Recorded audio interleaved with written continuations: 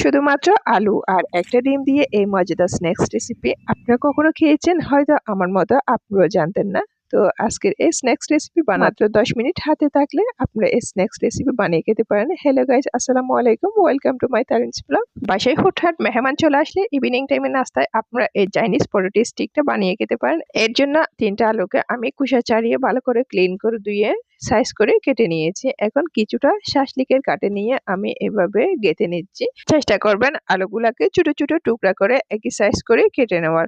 Evening টাইমে snacks হিসেবে আপনারা এটা খুব বেশি মজা করে খেতে পারেন। এটা উপর থেকে বেশি ক্রিস্পি হওয়ার কারণে সবাই অনেক বেশি পছন্দ করবে, যে একবার খাবে সে বারবার রিকোয়েস্ট করবে আবার বানিয়ে খাওয়ার জন্য। এখন সব আলুগুলো শাসলিকের কাঠিতে গেঁথে নেওয়ার পর ঠিক এরকমই হয়েছে। এখন এগুলো আমি একটু সিদ্ধ করে নিব।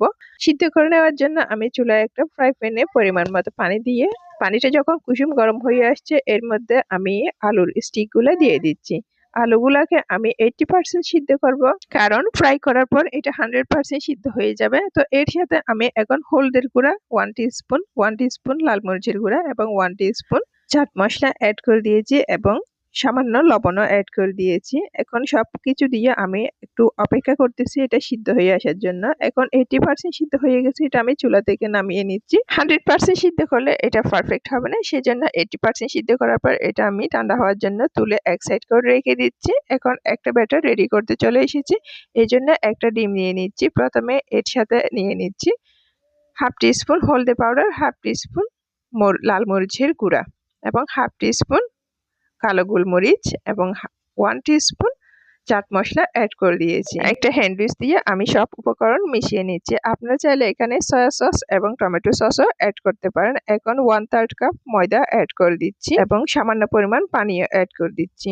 এখন সব উপকরণ দিয়ে আমি হ্যান্ড উইচ দিয়ে ভালো করে একটা ব্যাটার রেডি করে নিচ্ছি। ব্যাটার কনসিস্টেন্সি কেমন হয়েছে সেটা অবশ্যই আপনারা দেখে বুঝতেছেন। এটা বেশি পাতলা হতে পারবে না, আবার বেশি ঘন হতে পারবে না। এই পর্যায়ে আমি 1 tablespoon tomato sauce add করে দিয়েছি। সব উপকরণ মিশিয়ে নেওয়ার পর আমি একটা আলুর স্টিক নিয়ে এভাবে একটু ডিপ করে নিচ্ছি ব্যাটারের মধ্যে। এটা অবশ্যই দেখে বুঝে নিতে হবে, বলার কিচ্ছু নাই। ডিপ করে নেওয়ার পর অতিরিক্ত যে ব্যাটার থাকে স্টিকের মধ্যে সেটা অবশ্যই একটু ঝেড়ে নিতে হবে। এখন আমি এটা কোটিং করে নিব ব্রেড ক্রামের মধ্যে। আপনারা চাইলে এটা যে কোনো বিস্কুটের অথবা পাউরুটির গুঁড়া দিয়েও এই কোটিংটা করে নিতে পারবেন। এখন আমি কুটিং করে নিয়েছি। এভাবে আমি সবগুলো স্টিক কুটিং করে সবগুলা ফ্রাই করে নিচ্ছি। স্ন্যাক্সের এই পটেটো স্টিকগুলা কিন্তু অতিরিক্ত গরম তেলে দেওয়া যাবে না। অতিরিক্ত গরম তেলে দিলে এটা কিন্তু উপর থেকে ক্রিস্পি পুড়ে যাবে, বাট ভিতর থেকে পারফেক্টলি কুক হবে না। এখন এটা পারফেক্টলি কুক হয়ে গেছে, এটা আমি চুলা থেকে নামিয়ে একটা সার্ভিং প্লেটে নিয়ে নিচ্ছি। মাশাআল্লাহ, এই পটেটো স্টিকগুলো দেখতে যেমন সুন্দর হয়েছে, খেতে কিন্তু অসাধারণ হয়েছে। তো আশা করি আমার আজকের রেসিপিটা আপনাদের অনেক বেশি ভালো লেগেছে। যদি ভালো লাগে অবশ্যই একটা লাইক দিবেন, আমার চ্যানেলটা সাবস্ক্রাইব করে দিবেন। আর সবাই ভালো থাকবেন, সুস্থ থাকবেন, সবাই সবার জন্য দোয়া করবেন। আসসালামু আলাইকুম।